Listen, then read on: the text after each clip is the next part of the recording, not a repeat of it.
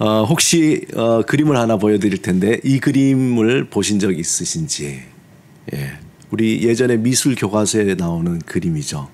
예, 이 그림은 마치 어린아이가 그린 것 같은 그림 같지만 이 그림은 그 유명한 스위스 화가 파울 클레의 그림입니다.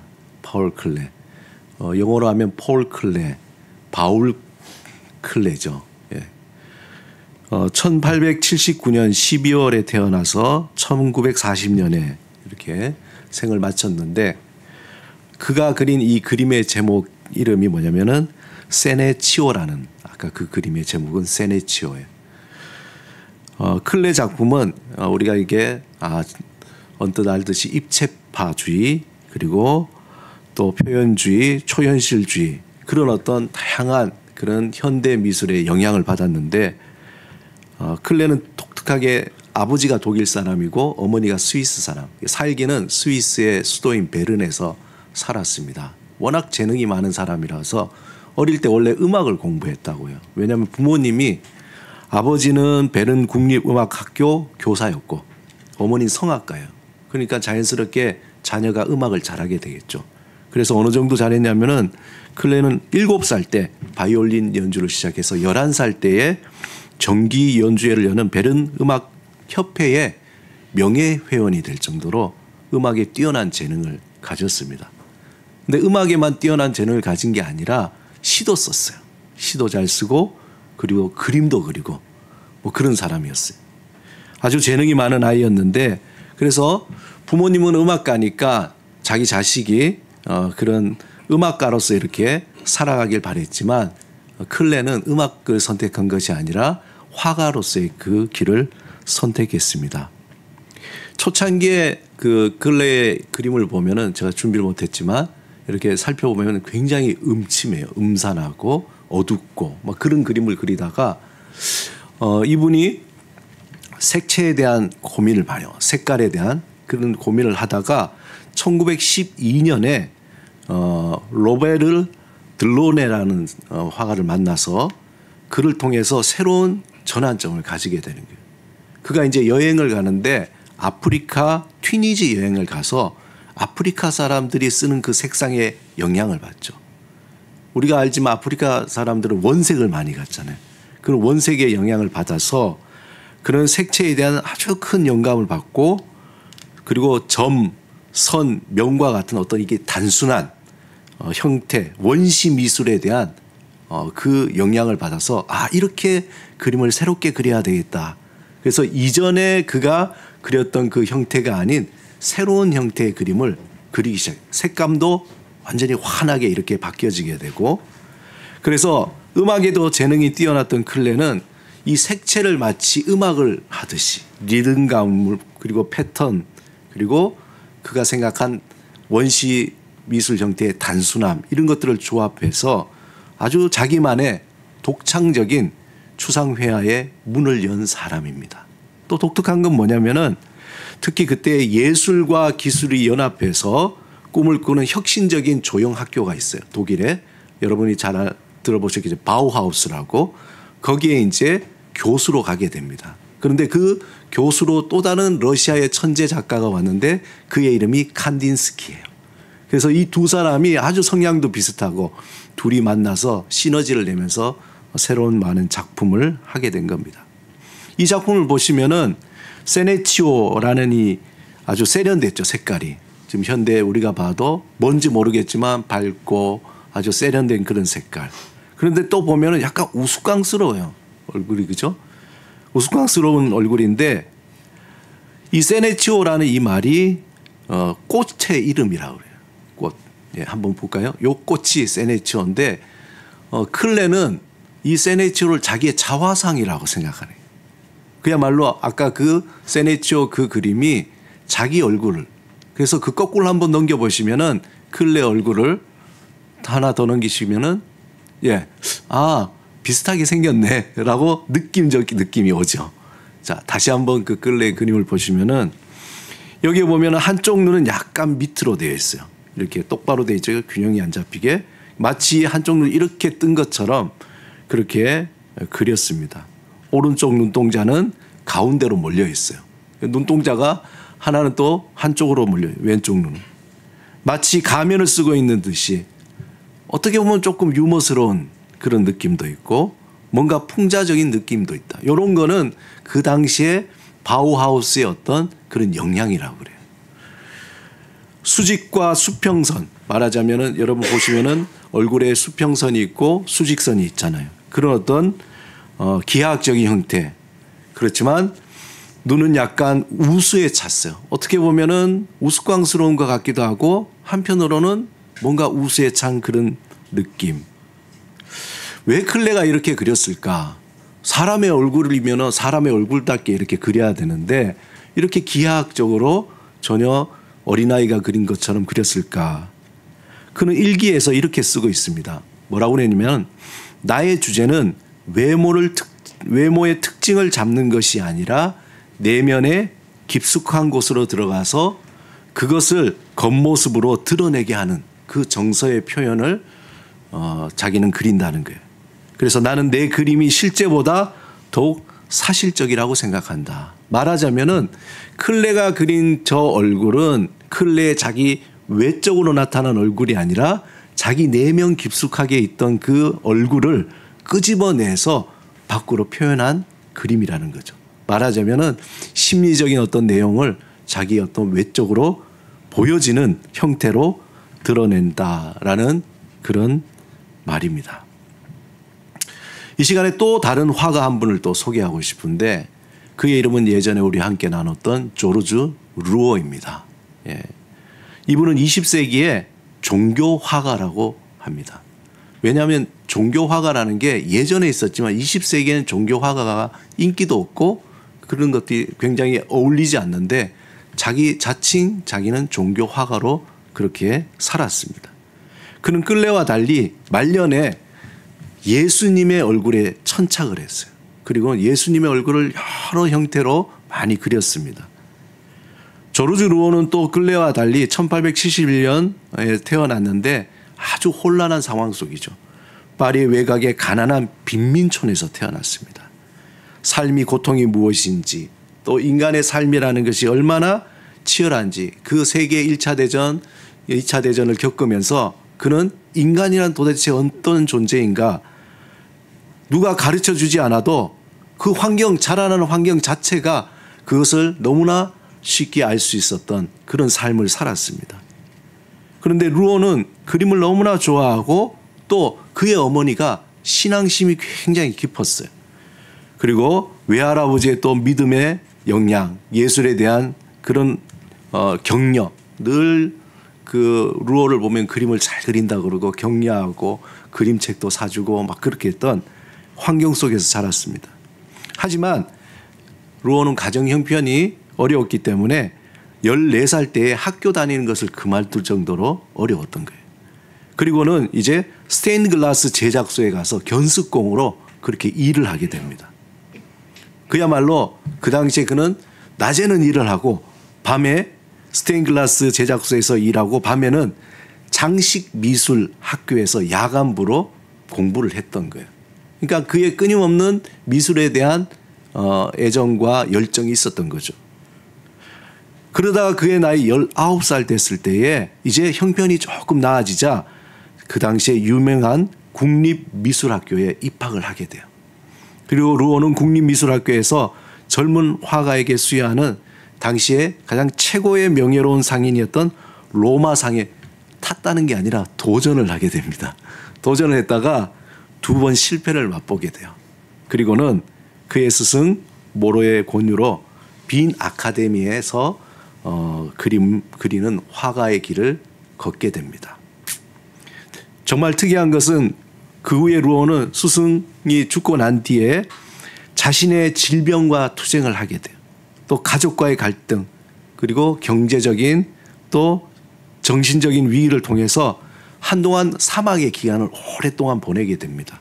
이때 루어는 이 모든 고통과 어려움과 내면의 그 상처와 육신의 질병을 믿음으로 승화하게 되는 거예요. 정말 독실한 크리스찬이었어요. 그 모든 것들을 예수 그리스도를 믿는 믿음으로 다 승화를 하게 됩니다. 그는 자신의 내면에 쌓였던 이 사회에 대한 분노, 부조리 이런 모든 것들을 다 그림을 그리면서 믿음으로 다 승화를 하게 돼요. 신앙의 차원으로 승화시키면서 굉장히 성숙된 그러한 모습. 그래서 루오의 그 노년의 모습은 화가가 아닌 마치 수도사와 같은 그런 모습이었다라고 표현을 합니다. 그중에서 루오는 이러한 작가적 고집을 잘 나타내고 있는 것이 다음에 보실 그림인 그리스도의 얼굴이라는 그러한 그림입니다. 이 그림은 나사로를 살리시면서 부활하신 인간의 한계를 뛰어넘는 그 예수님의 화려함이나 신적인 신비함이 보여지지 않아요. 여러분 저 그림을 한번 보세요. 뭐 예수님의 당당한 모습 정면도 아니에요. 어떻게 보면은 고개 숙인 예수님, 그리스도의 얼굴이 마치 뭔가 좌절한 듯한 그런 모습이죠. 오히려 연약한 인간의 모습으로 고개 숙인 예수님이 계셔서 우리에게는 굉장히 우리의 모습이다. 친숙한 인간적인 면을 느낄 수 있습니다.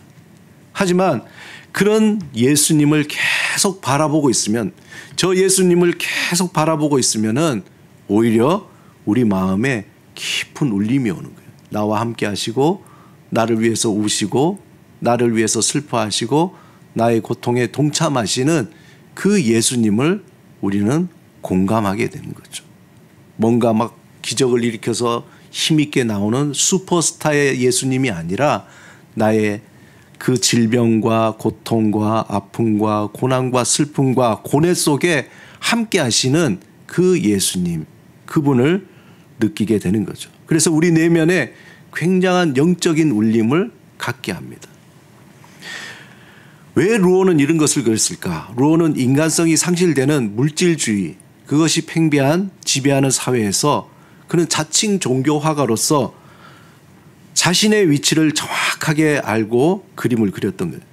그는 어떤 미술 사조, 그 당시에 유행했던 뭐 표현주의나 입체파나 뭐 이런 어떤 그런 사조의 영향을 받지 않았어요. 그는 자신이 정말 수도사로서 하나님에게 받는 어떤 소명처럼 묵묵하게 그런 그림을 그렸던 겁니다. 그는 늘 기독교의 뿌리를 두고 언제나 상처 입은 고통받은 자들을 위로하는 자로 그림을 그렸던 겁니다. 그래서 그의 작품은 어떤 주제를 다루든지 그 내면에 담긴 인간을 향하신 하나님을 향한 사랑과 하나님을 향한 사랑이 혼재돼서 아주 나타나는 그런 모습입니다. 그래서 그는 그의 작품을 통해서 하나님의 얼굴을 마주보며 그 얼굴을 다양한 방법에 그리고 표현으로 자신의 화폭에 담고자 했어요. 우리는 매일매일 살아가면서 이런 생각을 해봅니다.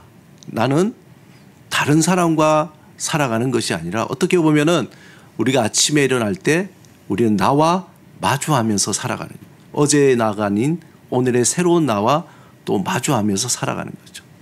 우리는 살아갈 때 다른 사람을 신경 쓰면서 살아가는 것 같지만 결국은 내가 누군지 나에 대해서 신경을 쓰면서 살아가는 거죠.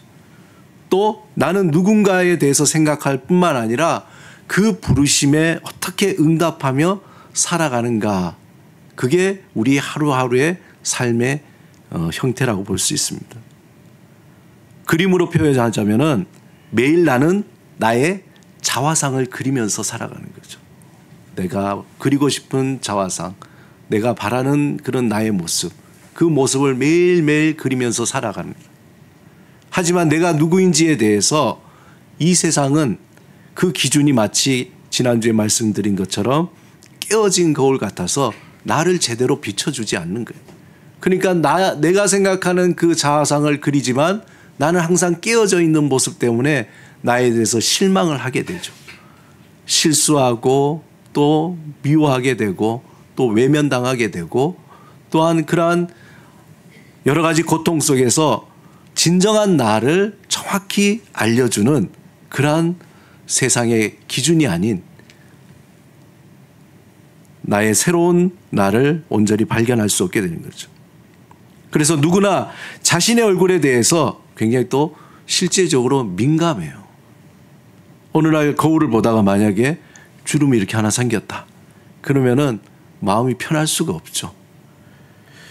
여러분, 흔히 사람들이 40이 넘으면은 자신의 얼굴에 책임을 지라고 그랬어요. 여기서 40 넘으신 분들 한번 손을 들어보시고.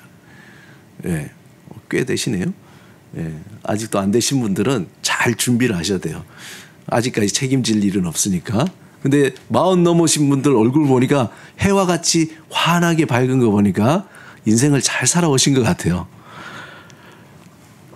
한 사람이 한 40년 생각해 보면 뭐 반평생이 아닌 50이 안 된 그 나이에 살다 보면은 그 사람이 어떻게 살아왔는가, 그것이 얼굴에 다 나타난다는 거예요.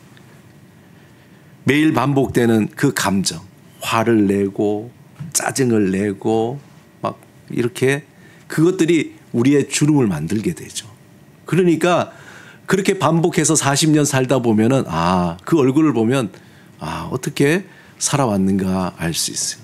제가 예전에 저희 작은 누님 결혼식장에 갔는데 저기 작은 자영의 동생이 저하고 고등학교 동창이에요. 그리고 같은 반이었어요. 그래서 한 30년 만에 만났죠. 얼굴을 알아볼 수가 없겠더라고요. 본인은 저를 알아봐요. 근데 저는 솔직히 막 그 친구가 덩치도 크고 또 살도 쪘고 그런데 머리도 많이 없어졌더라고요. 근데 무엇보다 얼굴이 많이 상했어요. 건축업을 하다 보니까. 그래서 얼굴이 많이 상했어요. 그러면서 참 힘든 일이 많았구나. 우리는 이제 머리로 힘든 일을 또 보여주잖아요. 이렇게 보여주는데 그 친구는 허연 머리 대신에 다른 걸로 이렇게 보여주는 거예요. 아주 이 40이 넘으면 여러 온갖 삶의 희로애락을 다 겪지 않습니까? 그런 겪는 자신도 모르게 그 얼굴의 표정이 굳어지면서 그것이 나의 인생을 보여주는 거죠. 어떻게 보면 이 주름이라는 것이 세월이라는 바람에 의해서 패인 흔적이잖아요. 우리 흔적들 하나하나가 패인 흔적. 지금 나의 얼굴은 그동안 내가 어떤 삶을 살아왔는가, 누구와 대면하면서 살아왔는가를 보여주는 거죠. 그래서 어떻게든지 그걸 숨기기 위해서 어떻게 합니까? 자꾸 이렇게 펴려고 애를 많이 쓰죠. 여러 가지 시술로, 여러 가지 방법으로. 그런데 얼굴의 주름은 그저 나이가 들어가면서 생기는 신체적인 변화라기보다 우리가 어떻게 살아왔든지 보여주는 훈장이라고 저는 생각을 해요. 훈장이다.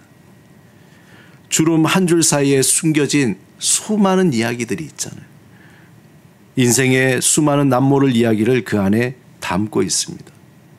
다른 사람에게는 이야기할 수 없어서 내 마음 깊은 곳에 간직하다 보니까 그것이 얼굴에 표현이 되는 거죠.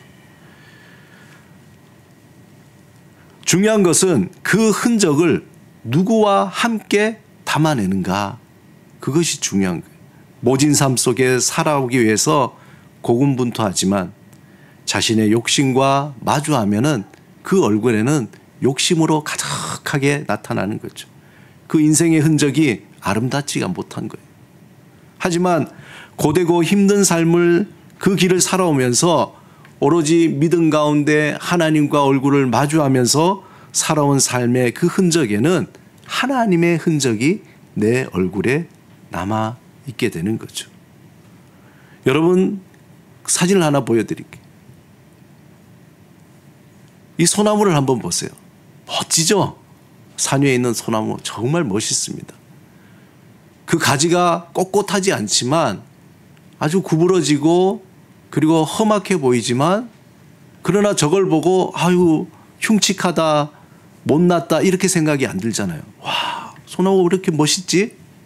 그러나 저 소나무가 살아온 그 길을 보면은 너무나 험한 삶이니까 세찬 비바람과 눈보람 속에서 자란, 마치 저 위에서 정말 뿌리가 뽑히지 않고 끝까지 살아남으려고 얼마나 애를 썼겠어요. 벼랑 끝에 그 소나무는 모진 상황을 견디기 위해서 가지들이 이리저리 막 휘저으면서 부러지기도 하고 때로는 또 굽어지기도 하고 그런 거죠. 오랜 세월이 지난 후에 그 소나무의 모습은 휘어진 가지 때문에 보기가 흉하다기보다 세상에서 그 어떤 것으로 만들 수 없는 정말 아름다운 작품으로 나오게 되는 겁니다. 우리의 삶도 그렇지 않을까 생각해 봅니다.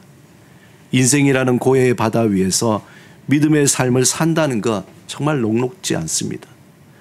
그럼에도 불구하고 하나님을 바라보며 삶을 성실하게 살아가다 보면은 때로는 우리의 삶이 휘어지고 부러질 때도 있고 여러 가지 우리의 삶이 예상치 못한 방향으로 갈 때도 있지만 결국 우리는 하나님의 손에 의해서 세상에 하나뿐인 아름다운 작품으로 만들어질 것이라는 겁니다. 중요한 것은 순간순간마다 우리가 하나님을 바라보고 의지하고 그 얼굴을 구하면서 살아갈 때에 하나님의 얼굴을 향해 고정할 때에 우리를 만드신 하나님의 그 사랑과 긍휼하심이 우리의 삶의 주름에 그 흔적으로 남기면서 다른 모습이 다른 사람도 흉내낼 수 없는 나만의 얼굴, 하나님의 은혜로 가득한 나만의 얼굴로 만들어지게 되는 겁니다.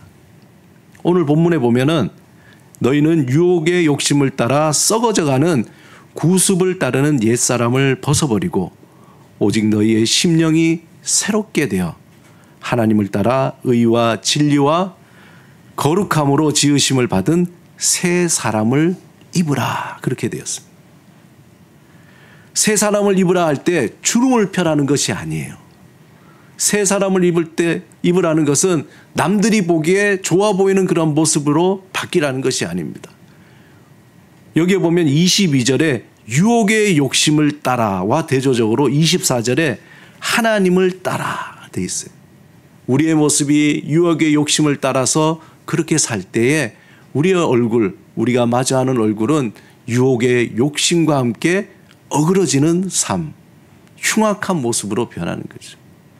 그러나 하나님을 따라 살아간다는 얘기는 하나님과 동행하면서 살아간다는 거예요. 우리가 유혹의 욕심과 동행할 때는 결과는 뻔합니다. 반대로 우리가 하나님과 동행할 때 얻어지는 유익도 분명합니다. 예수 그리스도 안에서 하나님을 향해 그 방향을 바로 잡고 하나님과 날마다 하나님과 동행하면서 살아갈 때에 우리는 우리 속에 무뎌졌던 그 감각들이 막 살아나기 시작해요. 중요한 것은 성경에 하나님과 동행하다는 이 말이 다른 표현으로는 산책하다는 말하고 똑같아요. 다시 말해서 하나님과 날마다 산책하면서 우리는 예전에 잃어버렸던 감각들이 되살아나게 되는 겁니다. 뭐가 중요한지, 무엇을 해야 되는지, 어디로 가야 할지, 무엇을 선택해야 될지 그것에 대해서 예전에는 유혹의 욕심을 따라 살다 보니까 헷갈리기도 하고 잘못 선택하지만 하나님과 동행하며 산책하며 살아가다니까 하나님이 무엇을 원하신가? 하나님이 원하시는 것은 사실상 우리를 위한 것이죠. 너희는 이걸 선택해야 정말 살아난다. 너희는 이 길로 가야 너희가 살 수 있다. 너희는 이것을 택해야지만이 너에게 유익이 있다는 하나님의 말씀인 것이죠. 그래서 우리가 하나님과 산책한다는 그 시간, 하루의 시간을 정하고 하나님과 마주하면서 그 시간을 조금씩 우리가 시간을 보낼 때에 우리는 옛사람을 버리게 되고 하나님의 새로운 사람으로 바울이 고백하듯이 겉사람을 후패하지만 우리의 겉의 얼굴은 주름지고 그리고 노쇠해 보이지만 우리의 속사람은 날로 새로워지는 거예요. 우리 안에는 새로운 새 사람이 변화된다는 것이죠. 그러기 위해서 우리는 날마다 하나님 앞에 나가는 동행하는 시간이 필요하다는 겁니다. 우리가 날마다 하나님과 동행하면서 나의 있는 모습 그대로 품어주시는 하나님의 모습을 바라볼 때 그 안에서 진정한 나를 바라보게 되는 거예요. 아, 내 모습이 이런 거구나. 마치 깨끗한 거울을 보듯이 나를 사랑하시고 나를 향해서 웃으시며 나의 어깨의 삶을 이해해 주시고 고통과 아픔과 함께 하시는 하나님을 경험합니다. 나의 옛사람을 버린다는 거 뭐냐? 나의 과거의 상처를 버리는 거예요. 나의 과거에 내가 쥐고 있던 그 욕심을 버리게 되는 거예요.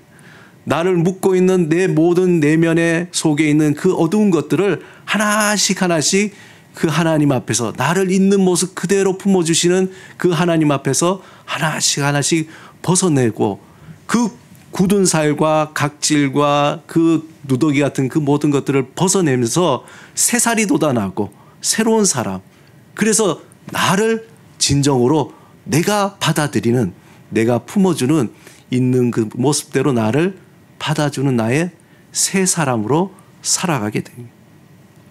저도 마찬가지지만 우리는 너무 과거에 집착이 돼서 그것을 놓지 않고 살아가니까 그 옛사람이 나를 못 살게 구는 거예요. 나의 삶은 온통 고통과 좌절과 절망과 실망으로 요동치지만 오직 예수 그리스도 안에서 그리스도를 통해서 하나님의 얼굴에 시선을 고정할 때에 그 모든 삶이 그 소나무처럼 승화되는 거예요. 흉했던 나의 모습들, 상처에 패인 그 모든 그 어두웠던 것들이 예수 그리스도 안에서 부활하여 새로운 아름다움으로 변화되는 거죠. 그런 새로운 나를 만나게 된다는 것입니다. 옛사람을 버리고 새사람을 입으며 내 속에 숨겨진 진실한 모습과 마주하게 되는 거예요. 그래서 나를 정말 사랑하게 되고 내가 나를 사랑하니까 다른 사람을 정말 사랑할 수 있는 마음의 공간이 생겨나게 되는 거예요. 사랑하는 여러분, 날마다 나를 있는 그대로 품어주시는 예수님과 마주하시기 바랍니다. 그리고 괴롭게 하던 옛 습관을 따라 살아갔던 그 옛사람을 버리시기 바랍니다. 날마다 예수 그리스도 안에서 하나님과 사귐을 통해서 나의 모나고 틀어지고 무뎌진 감각들이 회복되는 새 사람을 입으시기 바랍니다. 새로운 나를 만나기 위해서, 그러기 위해서 하루의 시간을 정하여서 하나님을 꼭 만나는 시간이 필요합니다. 좌우의 어떤 날성검보다 예리한 말씀을 통해서 우리의 마음과 생각과 더러운 것들을 다 잘라내기 원해야 됩니다. 무엇보다 잠잠히 하나님 앞에서 머물면서 내 마음 속에 있는 욕심들을 드러내고 하나님의 선하시고 기뻐하시고 온전한 뜻을 채우는 그 시간, 진정한 나를 만나는 시간, 나를 새롭게 변화시키는 그 시간을 가지시기 바랍니다. 이제 올 한 해도 11월 이제 내일이면 빼빼로 데이잖아요. 1111. 이제 그 얘기는 올해가 거의 다 돼간다는 얘기 아닙니까? 올 한 해 동안 살아왔던 그 시간들을 바라보면서 진정한 나를 품어주시는 주님 안에서 한 주간 새롭게 태어나는 여러분이 되시기를 주님의 이름으로 축원합니다. 우리 함께 말씀을 생각하시면서 하나님께 기도드리겠습니다. 이 시간 침묵으로 기도드리실 때에 우리를 있는 그 모습 그대로 받아주시되 우리 안에 있는 여러 가지 옛사람을 벗어버리고 하나님이 주시는 새 옷을 새 사람으로 태어나기를 간절히 사모하시기 바랍니다. 날마다 우리에게 은혜를 주시고 나와 마주하시기를 원하시는 주님을 바라보며 주님, 저의 옛사람을 버리게 하옵소서. 옛사람이 누구인지 무엇인지 알게 하시고 그것을 보게 하시고 그것을 버리게 하시고 주님의 새 사람을 잊게 하옵소서. 우리 함께 기도드리겠습니다.